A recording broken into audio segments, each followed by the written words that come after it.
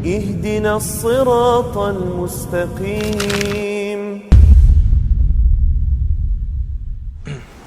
Bismillahirrahmanirrahim. Assalamualaikum warahmatullahi wabarakatuh. Innal hamdalillah nahmaduhu wa nasta'inuhu wa nastaghfiruh wa na'udzu billahi min shururi anfusina wa min sayyiati a'malina. May yahdihillahu fala mudilla lahu wa may yudlil fala hadiya lahu. Asyhadu an la ilaha illallah wahdahu la syarika lahu wa asyhadu anna Muhammadan abduhu wa rasuluh. Ya ayyuhalladzina amanu taqullaha haqqa tuqatih wa la tamutunna illa wa antum muslimun.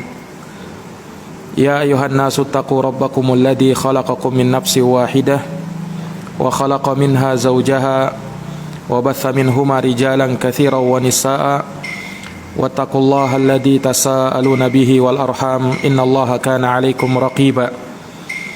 Ya ayyuhalladzina amanu taqullaha wa qulu qawlan sadida yuslih lakum a'malakum wa yaghfir lakum dhunubakum wa may yuti'illaha wa rasulahu faqad faza fawzan 'azima. Amma ba'd, fa inna asdaqal hadithi kitabullah wa khairal huda huda Muhammadin sallallahu alaihi wa ala alihi wa sahbihi wa sallam wa syarral umuri muhdatsatuha fa inna kulla muhdatsatin bid'ah wa kulla bid'atin dhalalah wa kulla dhalalatin finnar. Ma'asyiral muslimin wal muslimat, hadirin wal hadirat, para pemirsa yang dirahmati dan dimuliakan oleh Allah. Alhamdulillahi bi ni'matihi tatimmus shalihat. Segala puji hanya bagi Allah yang dengan nikmat-nikmatnya tertunai segala amal-amal kebajikan. Salawat dan salam semoga tercurah limpahkan kepada junjungan kita Nabi Agung, Nabi besar Muhammad sallallahu alaihi wasallam, kepada keluarga dan para sahabat serta orang-orang yang senantiasa meniti jalannya sampai hari kiamat. Para pemirsa al-musyahidun wal musyahidat yang semoga dirahmati oleh Allah Subhanahu wa taala, pada malam hari yang berbahagia ini, dengan taufik dari Allah Subhanahu wa taala, kita akan melanjutkan kajian walaupun melalui media online, karena kita masih berada di masa PPKM, dan kita berharap serta bermohon kepada Allah Subhanahu wa taala agar segera mengangkat wabah penyakit ini, dan semoga Allah Subhanahu wa taala senantiasa memberikan kepada kita keselamatan, kesehatan dimanapun kita berada. Amin ya rabbal alamin. Para hadirin, para musyahidun wal musyahidat, para pemirsa yang dirahmati dan dimuliakan oleh Allah, di malam hari yang berbahagia ini kami ingin menyampaikan suatu pembahasan terkait dengan keagungan ilmu. Nah, di dalam Al-Quran ada satu surat yang paling agung di dalam Al-Quran, surat yang telah kita hafalkan bersama, bahkan secara mungkin senantiasa kita baca setiap hari dan setiap malam. Dia adalah surat Al-Fatihah, surat yang paling agung di dalam Al-Quran, dan itu nampak dari makna beserta kandungan yang terdapat di dalamnya, yang mana kita membacanya di dalam solat-solat kita. Tidak sah solat kita kecuali dengan membaca surat yang agung ini, karena Nabi SAW bersabda, la solata liman lam yaqra bi fatihatil kitab. Tidak ada solat bagi siapa yang tidak membaca surat Al-Fatihah. Di dalam surat yang agung ini terdapat di dalamnya doa permohonan. Kita meminta kepada Allah Subhanahu wa taala petunjuk dan hidayah. Ihdinas siratal mustaqim. Tunjukilah kami jalan yang lurus. Siratal ladzina an'amta alaihim, yaitu jalan orang-orang yang Engkau anugerahkan nikmat kepada mereka. Ghairil maghdubi alaihim waladhdallin, bukan jalannya orang-orang yang dimurkai atas mereka, dan bukan pula jalannya orang-orang yang tersesat. Para ulama mengatakan bahwa al-maghdubi alaihim, jalannya orang-orang yang dimurkai yang ada di dalam ayat ini adalah jalannya orang-orang Yahudi. Kenapa mereka dimurkai oleh Allah? Karena mereka berilmu tapi tidak beramal. Mereka tahu ilmu dan mereka mengenal Nabi kita Muhammad sallallahu alaihi wasallam, tetapi tidak mau menerapkan ilmunya, tidak mau mengamalkan ilmunya. Maka mereka dimurkai oleh Allah Subhanahu wa taala. Sementara ayat waladhdallin, dan bukan jalannya orang-orang yang tersesat, yang dimaksud adalah jalannya orang-orang Nasara yang mereka beramal tapi tidak dibangun di atas ilmu. Mereka beramal tapi tidak dibangun di atas ilmu. Maka makna dari firman Allah, ihdinas siratal mustaqim, tunjukilah kami jalan yang lurus, itulah jalannya para nabi, para siddiqin, para syuhada, dan orang-orang saleh. Mereka ini adalah orang-orang yang mengumpulkan antara ilmu dan amal. Itulah jalannya orang-orang yang beriman. Maka tatkala dari umat ini mereka berilmu tapi tidak beramal, maka mereka telah bertasyabbuh dengan orang-orang Yahudi. Dan kalau ada dari umat ini yang beramal tapi tidak dibangun di atas ilmu, maka mereka telah bertasyabbuh dengan orang-orang Nasara. Makanya salah seorang ulama, Al-Imam Sufyan rahimahullahu ta'ala, beliau pernah mengatakan, man fasada min ulama'ina fafihi syabahun bil yahud, wa man fasada min ubadina fafihi syabahun bin nasara. Barang siapa yang rusak dari alim ulama kita, maka padanya ada kemiripan dengan orang-orang Yahudi. Dan barang siapa yang rusak dari ahli ibadah kita, maka padanya ada kemiripan kepada orang-orang Nasara.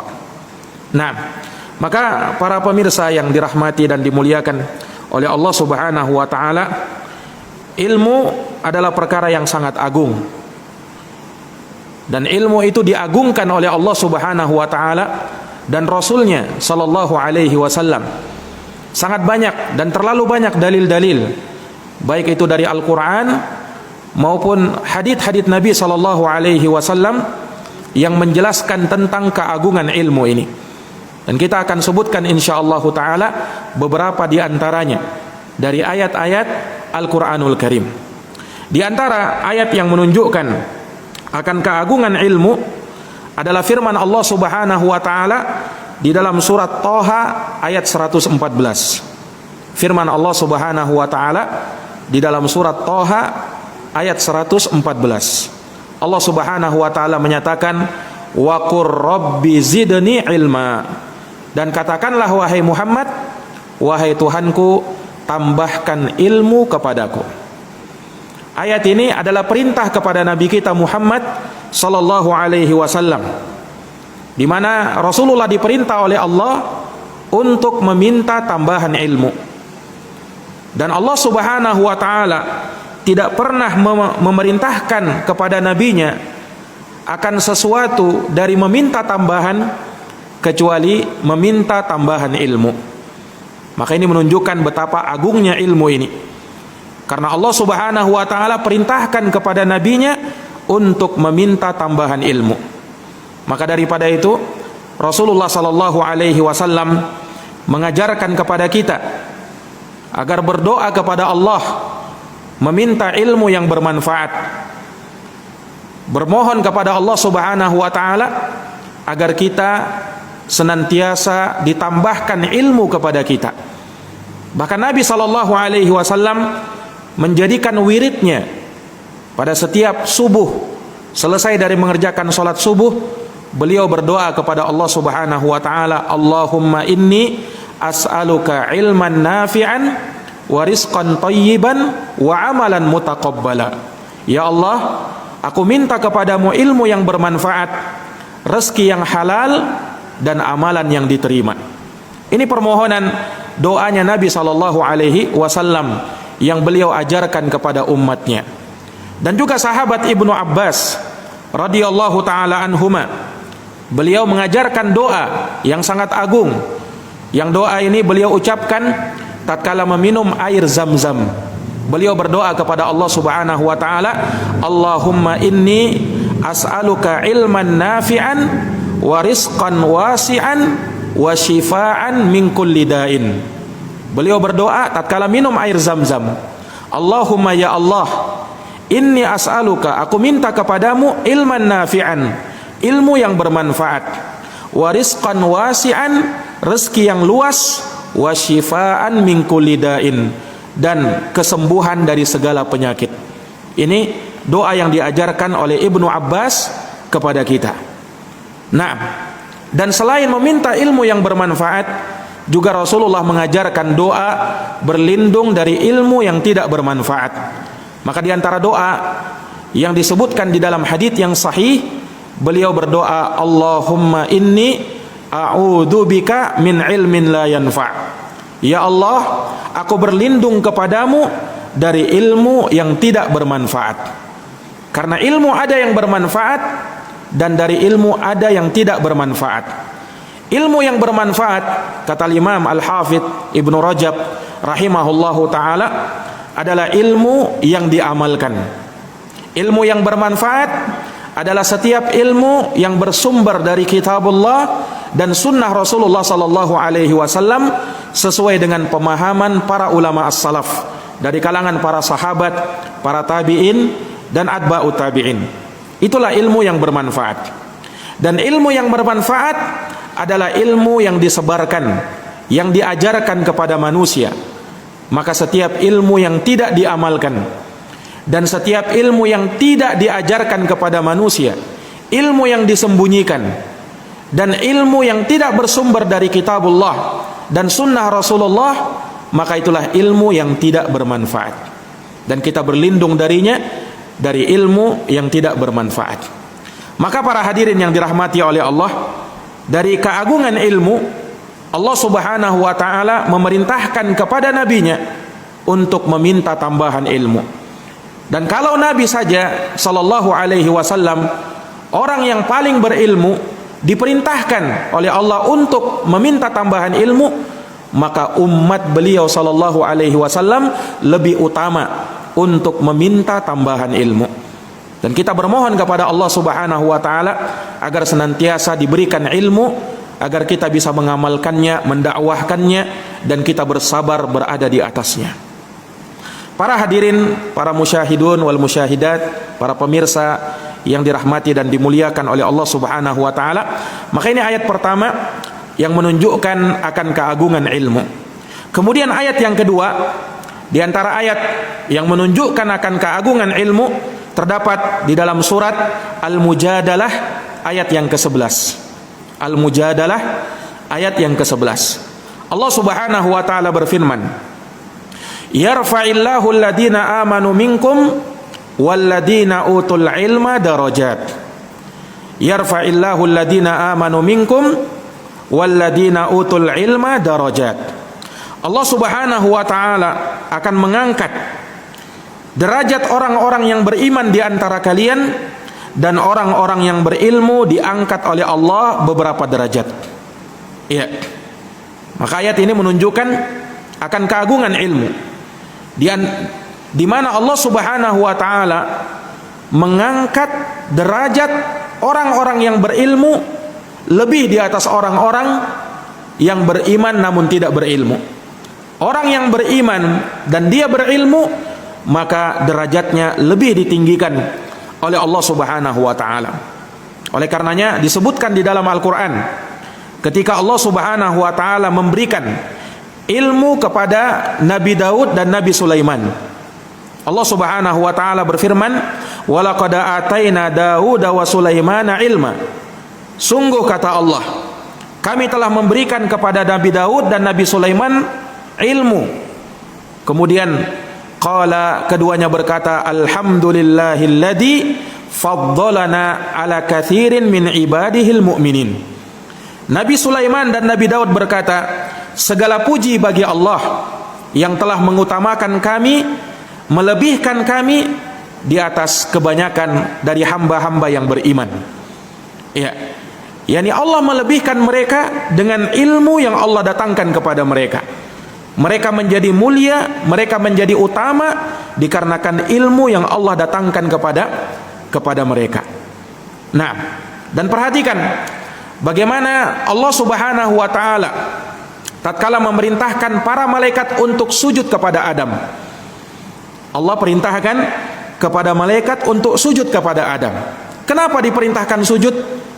Ya, karena Nabi Adam alaihissalam adalah makhluk yang mulia. Dan di antara kemuliaan Adam, Allah Subhanahu wa taala ajarkan kepada beliau ilmu. Allah Subhanahu wa taala berfirman, "Wa 'allama Adamal asma'a kullaha, thumma 'aradahum 'alal malaikah, faqala ambi'uni bi asma'i haula in kuntum shadiqin." Kata Allah Subhanahu wa taala, dan Allah telah mengajarkan kepada Nabi Adam nama-nama seluruhnya. Ini ilmu Allah ajarkan kepada Adam.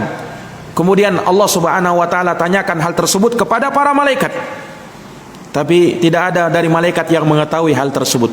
Maka Allah lebihkan Adam dengan ilmu yang ada pada beliau. Dengan ilmu yang ada pada beliau. Maka ini menunjukkan bahwa Allah Subhanahu wa taala mengangkat derajat orang-orang yang berilmu, dan Allah angkat derajat mereka di dunia dan di akhirat. Di dunia dan di akhirat. Nah, kalau di dunia ini kita mungkin bisa melihat atau mendengar orang-orang yang hebat, ya, terdahulu, baik mereka adalah raja ataukah seorang pembesar, presiden dan lain-lain, ya, yang mereka sudah berlalu. Tapi sehebat apapun kedudukan mereka, nama mereka, tapi mereka jarang disebut. Dan kalaupun disebut, tidaklah mereka didoakan seperti disebutnya para ulama. Yang mana para ulama itu kalau mereka disebutkan, senantiasa kaum muslimin mendoakannya. Rahimahullah, semoga Allah mengampuninya. Wa ghafara lahu, dan semoga Allah Subhanahu wa taala merahmati dan mengampuninya. Ini doa yang dijadikan untuk para ulama, orang-orang yang berilmu. Mereka mungkin sudah meninggal, ya, ratusan tahun yang lalu, tapi subhanallah, nama mereka masih harum.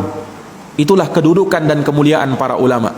Sebagai contoh misalnya Al-Imam An-Nawawi rahimahullahu ta'ala, salah seorang ulama besar, dan beliau meninggal di umurnya 45 tahun, ya, tapi subhanallah, beliau tetap harum namanya hingga sampai saat ini. Buku-buku beliau dipelajari, diajarkan di masjid-masjid, di pondok-pondok pesantren. Nah, dan kita bisa dapatkan di berbagai negeri. Ya, kita pergi kemana saja akan kita dapatkan bukunya Al-Imam An-Nawawi rahimahullahu ta'ala. Kitab Arba'in An-Nawawi misalnya, kitab Riyadus Shalihin misalnya. Dan dalam bidang fikih sangat banyak karya-karya beliau. Ya, padahal Al-Imam An-Nawawi rahimahullah ta'ala, beliau meninggal di abad ke-7 Hijriah. Kita sekarang berada di abad ke-15. Berarti sekitar 800 tahun yang lalu Imam Nawawi sudah meninggal.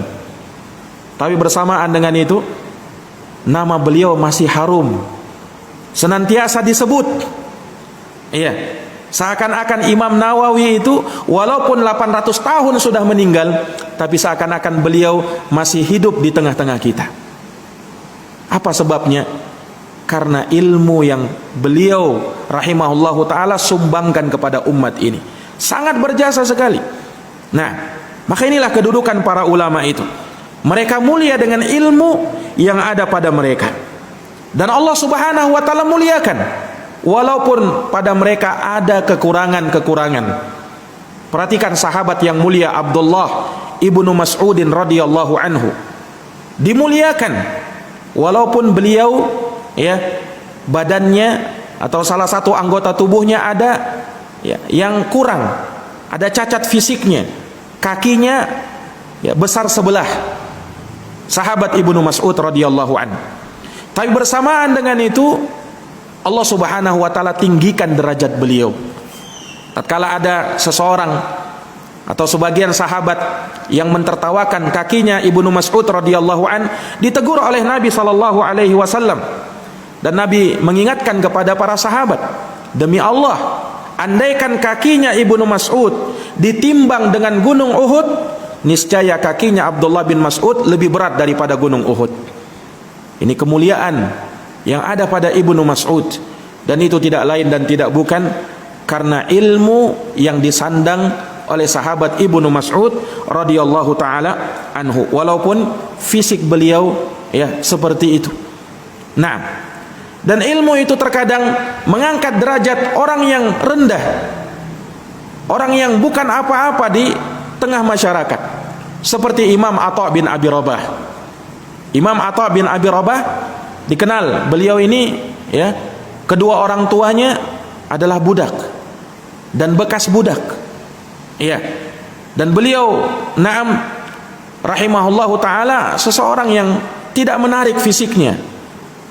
Tapi bersamaan dengan itu, karena ilmu yang beliau punya, tatkala beliau mengajar, membuka majelis, yang hadir di hadapan beliau orang-orang besar, ya, bahkan para raja ya dan para pembesar, para tokoh ketika itu datang kepada beliau menanyakan tentang ilmu agama, padahal beliau adalah seorang yang bekas budak, tapi Allah angkat dan tinggikan derajatnya. Maka ini menunjukkan akan kemuliaan ilmu agama. Iya. Hadirin yang dirahmati dan dimuliakan oleh Allah Subhanahu wa taala, ada kisah disebutkan dari ya, sahabat yang mulia Umar bin Khattab radhiyallahu taala an. Tatkala beliau menjadi khalifah dan beliau menugaskan ya Nafi' ibn al-Harith menjadi gubernur Makkah tatkala itu. Tatkala dipanggil oleh Umar bin Khattab, beliau bertanya, siapa yang engkau tinggalkan untuk memimpin penduduk lembah ya, yakni dari penduduk kota Mekah? Maka Nafi' ibn al-Harith mengatakan, yang aku tinggalkan menjadi pemimpin di sana adalah Ibnu Abza. Umar bin Khattab bertanya, "Man Ibnu Abza? Siapa itu Ibnu Abza?" Maka Nafi' ibn al-Harith mengatakan, dia adalah maula min mawalina. Dia bekas budak dari budak-budak kami. Umar lantas mengatakan, engkau menjadikan pemimpin seseorang yang bekas budak? Maka Nafi' mengatakan, "Na'am wahai Amirul Mukminin, innahu qari'un li kitabillah wa 'alimun bil fara'id." Dia memang bekas budak, akan tetapi dia orang yang hafal Al-Qur'an dan dia tahu ilmu tentang hukum waris. Maka mendengarkan hal tersebut, Umar bin Khattab teringat hadis Nabi sallallahu alaihi wasallam, "Innallaha yarfa' bihadzal kitabi aqwaman wa yadha'u bihi akharin."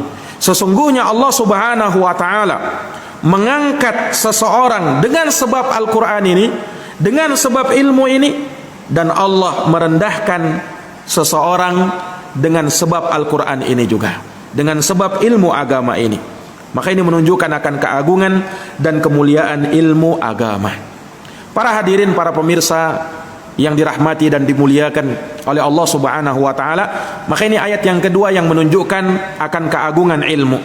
Kemudian ayat yang ketiga di antara ayat yang menunjukkan akan keagungan ilmu adalah firman Allah Subhanahu wa taala di dalam surat Ali Imran ayat 18. Dalam surat Ali Imran ayat 18, Allah Subhanahu wa taala menyatakan, "Syahidallahu annahu la ilaha illahu wal malaikatu wa ulul ilm qa'iman bil qis la ilaha illa huwal azizul hakim." Allah Subhanahu wa taala menyatakan, syahidallahu, Allah Subhanahu wa taala bersaksi, annahu la ilaha illahu, bahwa tidak ada yang berhak disembah kecuali Dia. Wal malaikah, para malaikat bersaksi juga. Wa ulul ilm, dan para ulama, orang-orang yang berilmu, qa'iman bil qist. Mereka semua itu tegak di atas keadilan.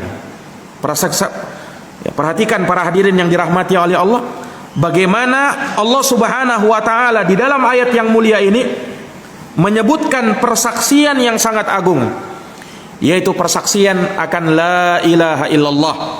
Tidak ada Tuhan yang berhak disembah kecuali Allah. Di mana persaksian ini disaksikan oleh Allah Subhanahu wa taala sendiri. Kemudian Allah gandengkan persaksiannya dengan persaksian makhluk Allah yang mulia, yaitu para malaikat. Kemudian diikutkan juga persaksian orang-orang yang berilmu.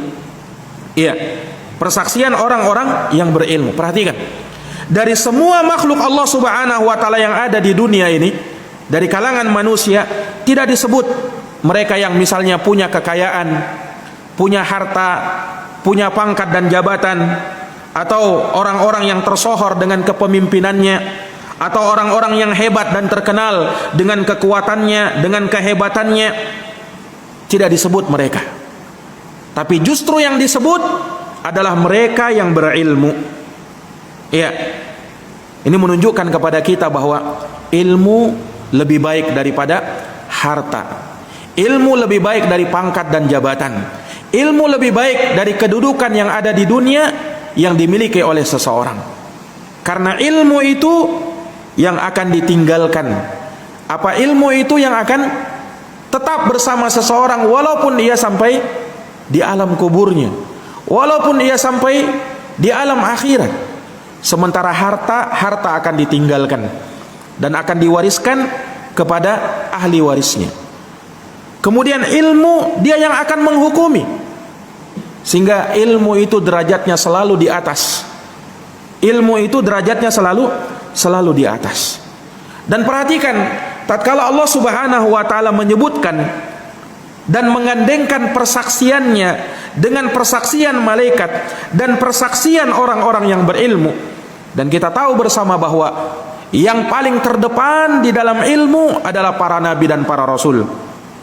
Mereka yang terdepan di dalam ilmu dan pengetahuan tentang agama Allah Subhanahu wa taala. Dan tentunya masuk juga di dalamnya para ulama yang dia bukan merupakan para nabi dan para rasul. Tatkala disebutkan mereka seluruhnya di dalam cakupan ulul ilmi, menunjukkan akan derajat yang tinggi yang dimiliki oleh para ulama, orang-orang yang berilmu. Maka ini dari ayat yang sangat agung, dan para ulama menjelaskan ya sisi-sisi keagungan ilmu dari ayat yang mulia ini, surat Ali Imran ayat 18. Kemudian para hadirin yang dirahmati dan dimuliakan oleh Allah, para pemirsa yang semoga dirahmati oleh Allah Subhanahu wa taala, ayat yang berikutnya yang keempat yang menunjukkan akan keagungan ilmu adalah firman Allah Subhanahu wa taala di dalam surat Az-Zumar ayat yang ke-9. Az-Zumar ayat yang ke-9. Allah Subhanahu wa taala menyatakan, "Qul hal yastawil ladina ya'lamuna wal ladina la ya'lamun innama yatadakkaru ulul albab." Kata Allah Subhanahu wa taala, katakan wahai Muhammad, adakah sama orang-orang yang berilmu dengan orang-orang yang tidak berilmu? Sesungguhnya yang mau mengingat adalah orang-orang yang berfikir saja. Surat Az-Zumar ayat yang ke-9. Perhatikan ayat yang mulia ini. Katakanlah, adakah sama? Ini istifham yang kata para ulama istifhamun ingkari. Ya. Pertanyaan tapi maknanya pengingkaran. Dia tidak butuh jawaban karena jawabannya sudah jelas. Adakah sama yang berilmu dengan yang tak berilmu? Jawabannya sudah jelas. Tentu tidak sama antara yang berilmu dengan yang tidak berilmu. Allah Subhanahu wa taala muliakan yang berilmu di dunia, di alam barzakh dan di akhirat. Tidak sama mereka.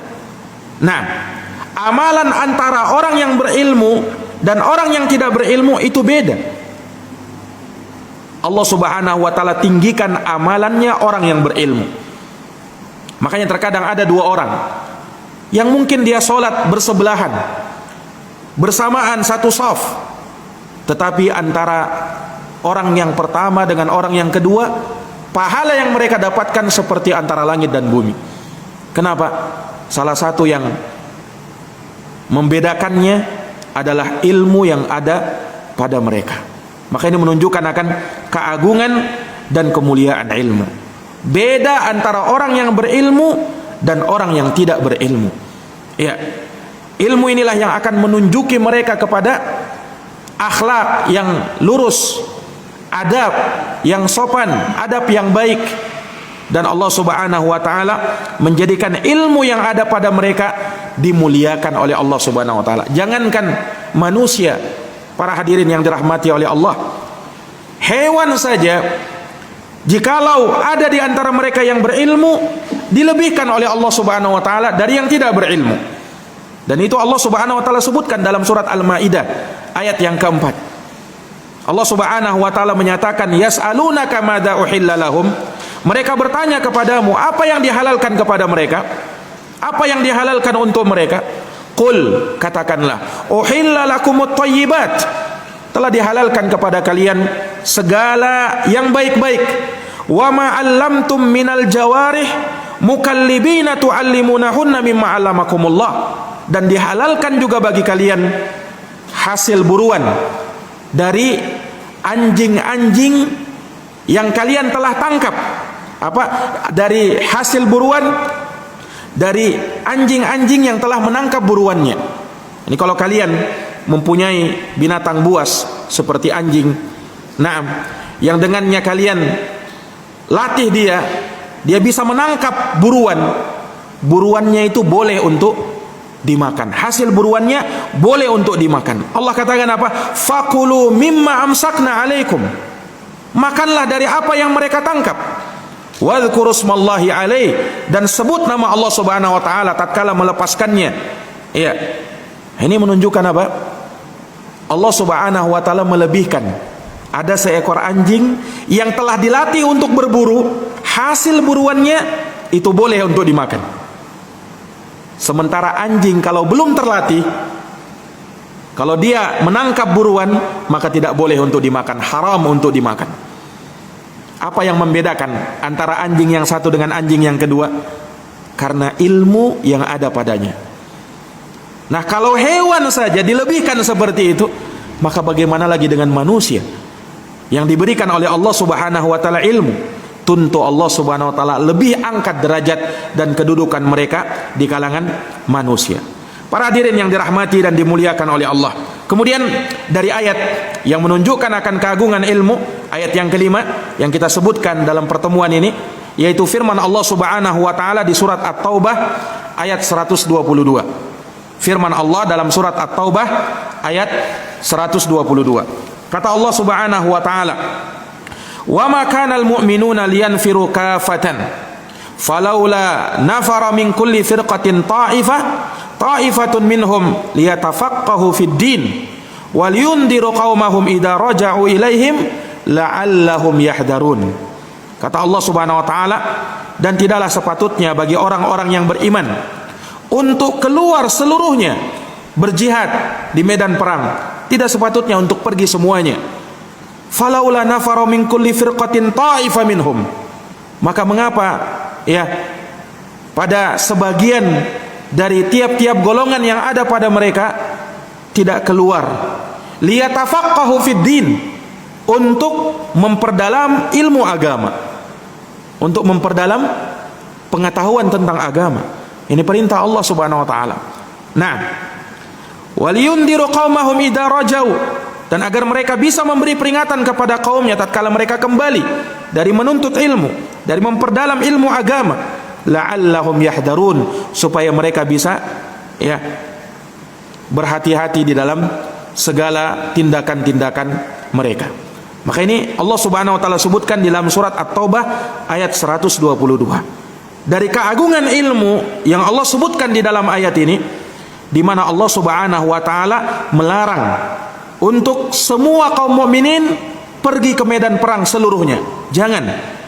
Ya, tapi harus ada sebagian manusia yang belajar ilmu agama. Maka ilmu digandengkan oleh Allah dengan jihad. Ilmu digandengkan oleh Allah dengan jihad.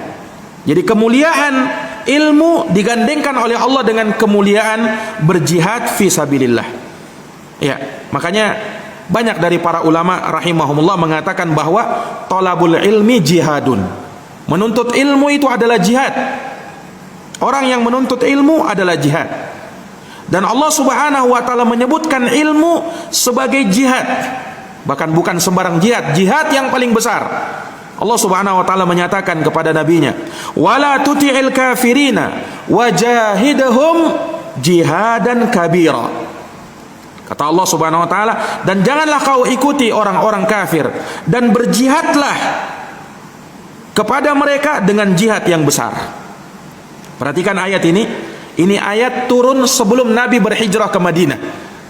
Sebelum Nabi diperintahkan hijrah ke Madinah. Dan kita tahu bahwasanya perintah untuk berjihad dengan pedang, ya, untuk berperang, ini turun nanti setelah Nabi hijrah ke Madinah. Bukan sebelum hijrah, tapi setelah hijrah. Ayat ini turun sebelum Nabi berhijrah. Sementara diperintahkan berjihad di dalamnya. Jihad apa yang dimaksud? Kata para ulama, jihad yang dimaksud di dalam ayat ini adalah jihad bil ilm. Jihad dengan ilmu. Jadi Allah Subhanahu wa taala sebutkan ilmu itu dengan berjihad. Bahkan apa? Kata Allah Subhanahu wa taala, jihadan kabira. Jihad yang besar. Maka ini menunjukkan bahwasanya menuntut ilmu, menebarkan ilmu dan membantah dengan ilmu akan kesesatan-kesesatan dan penyimpangan-penyimpangan yang ada, itu adalah bagian dari jihad fi sabilillah. Orang yang berjihad di jalan Allah Subhanahu wa taala. Nah, dan Nabi SAW mengatakan, seorang yang mempelajari ilmu, dia seperti orang yang mujahid fi sabilillah. Kata Nabi, man ya'ti masjidana hada. Barang siapa, kata Nabi, yang mendatangi masjid kami ini, la ya'tihi illa li khairin yata'allamuhu aw yu'allimuh. Dia tidak datang melainkan karena kebaikan yang ingin dia pelajari atau yang ingin dia ajarkan. Kata Nabi apa? Kata Nabi SAW apa? Illa wa huwa bimanzilatil mujahid fi sabilillah. Maka orang yang seperti ini kedudukannya sama seperti orang yang berjihad di jalan Allah Subhanahu wa taala. Allahu akbar. Ya. Maka bersungguh-sungguhlah di dalam menuntut ilmu. Nah, kalau di zaman kita ini kita sulit untuk berjihad dengan menggunakan pedang, dengan menggunakan senjata, ya, maka jangan sampai kita tinggalkan jihad dengan menuntut ilmu agama. Terlalu mudah di zaman kita sekarang ini, ya, untuk kita menuntut ilmu agama, walaupun di masa PPKM seperti ini. Nah, kita bisa, ya, mendapatkan ilmu melalui rekaman-rekaman, ya, melalui media-media online yang sekarang ada. Walhamdulillah tersebar ilmu-ilmu, mudah, sangat mudah kita dapatkan. Ya, kita bisa menuntut ilmu walaupun kita berada di dalam rumah-rumah kita. Nah, maka jangan sampai kita tinggalkan ilmu ini.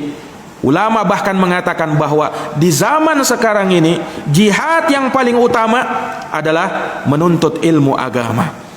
Karena memang pengaruhnya sangat besar, pengaruhnya sangat luar biasa, yang bisa memperbaiki umat dan bisa memperbaiki alam semesta. Maka para ulama dimuliakan oleh Allah Subhanahu wa taala, dan mereka adalah orang-orang yang berjihad di jalan Allah, yang mesti kita muliakan, mesti kita agungkan.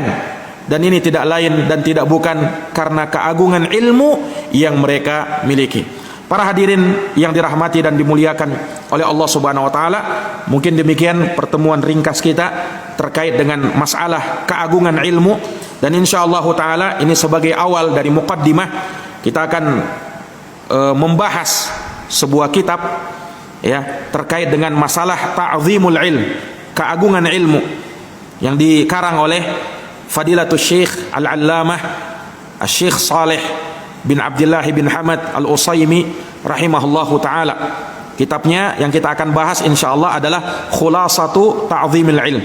Kita akan bacakan poin demi poin yang beliau sebutkan, yang menunjukkan akan keagungan dan keluar biasaan ilmu dan kita akan dapatkan pelajaran-pelajaran yang sangat berharga dari kitab tersebut. Insyaallah taala akan kita pelajari di pertemuan-pertemuan yang akan datang.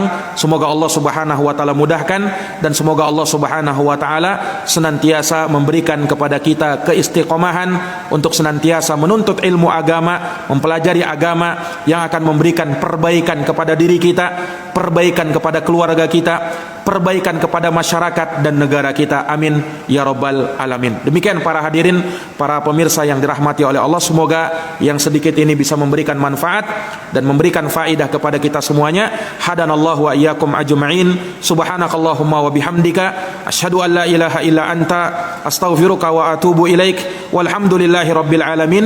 Wassalamu alaikum warahmatullahi wabarakatuh.